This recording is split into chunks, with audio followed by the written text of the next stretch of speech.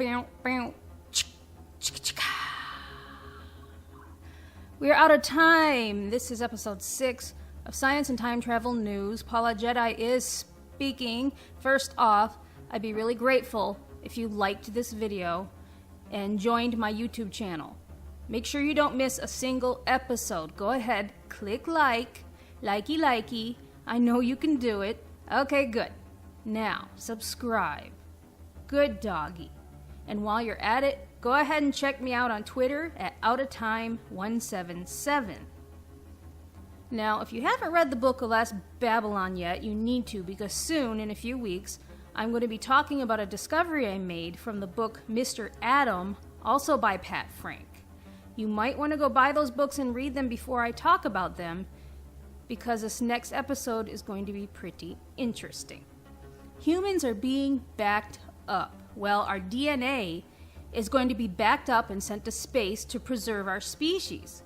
This project is called Voices of Humanity, and they plan on sending DNA messages and data into space so that an alien can get a hold of it and grow its own human, and then scream in terror, "Ah, what is this thing?" I suppose this isn't a terrible idea, but it would be more interesting if the aliens sent their DNA back to us. I wonder what we'd find. Can toasters kill us? Google wants to make sure they don't. With the increase in robotics and artificial intelligence these past few years, new smart products have been developed, including, but not limited to, toasters, washing machines, and refrigerators. Yes, those creepy fridges with cameras in them. And basically, companies like Google want to make sure these products can't be hacked and don't have nasty side effects and are basically safe. Now wait a minute, shouldn't this research have been done before these products were put on the market? I wonder, is it possible that someone can hack these products and start a fire in your home?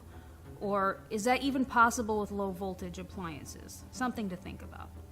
Are the world's top UFO researchers being killed off one by one? Conspiracy theorists sure think so.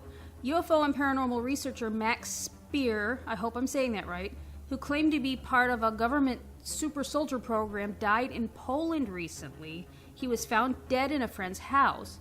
And UFO researcher, okay, this one's a tough name, Gaurav Tiwari was found mysteriously dead in India. Now, if we zoom back to 1947, we will find this sort of thing has been going on for quite some time. In 1947, UFO witness Kenneth Arnold died mysteriously.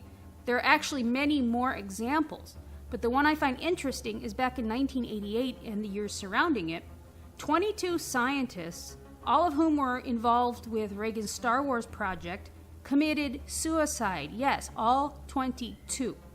Some of the suicides were really bizarre. One man actually electrocuted himself. And if that's not suspicious, then I don't know what is. Robots are not just a figment of the future, but they are now reality.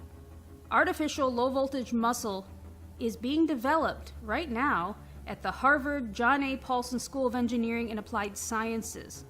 The muscle looks like a clear, flexible sheet, and it's called a dielectric elastomer. Elastomer. You figure that one out. It has a broad range of motion and is obviously going to be used to control robotic limbs. The clear sheets contain carbon nanotubes as electrodes, and they can layer these sheets for added power. What exactly is our ultimate goal? Why is humanity so fixated on creating artificial humans? Is it to say we can? Or is there a more sinister motive? What would happen if the military got a hold of these things? Something to think about. On Saturday, July 16th, a rare 3.7 magnitude earthquake struck in the Atlantic Ocean off the coast of Florida at about 4 p.m. Eastern Time. Florida sits on a really passive plate, and the last more severe earthquake was reported back in 1727 in St. Augustine. So yes, earthquakes in Florida are rare. I'm still wondering what's going to happen to all the nuclear power plants in this country that are built near or on fault lines. You can read more about these on my website at microsingularity.net, and in a few weeks, I'm going to have more information about this. I personally feel that author Pat Frank was either extremely intuitive and insightful, or he knew something about our future, as he mentions current events in his books that are dated back to the 40s through the 60s. Make sure you come back to hear more about this. A tip from my time-traveling buddy. He says that Apple, Bitcoin, and Facebook will be punished soon for giving away private information to agencies and not shutting down terror accounts. Now, don't sue me, Apple, Bitcoin, and Facebook. This is my friend's opinion. I'm not mentioning it as fact. It's just foresight. I'll let you guys marinate on that one for a bit. And by the way, I don't have any money. You can't pluck feathers from a bald chicken. So don't sue me. Something interesting, though. This same time-traveling friend knew the name of my show before I even told a single soul. I am not kidding you. I told him, hey, I'm going to start a new podcast. And he answered back, we are out of time. And that totally freaked me out. Finally, early this year, scientists discovered a supernova about 330 light years away that blasted the solar system with iron-60, some of which was found here on Earth and on the Moon. These researchers believe this event affected life on Earth and possibly altered evolution. So what would we have looked like if we weren't blasted with iron?